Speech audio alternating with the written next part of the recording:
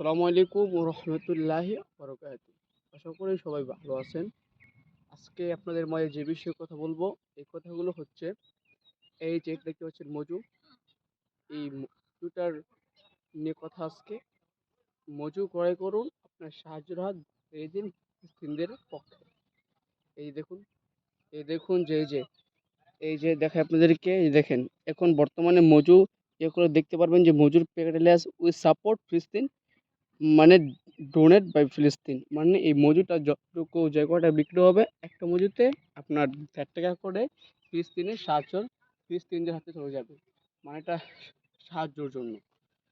তাই সবাইকে বলবো যে মজু ক্রয় করুন এবং ফিলিস্তিনদের জন্য সাহায্যের হাত বাড়িয়ে দিন। এটা হচ্ছে একটি গ্রুপের বাংলাদেশ একটি গ্রুপের পণ্য, এস গ্রুপের একটি পণ্য।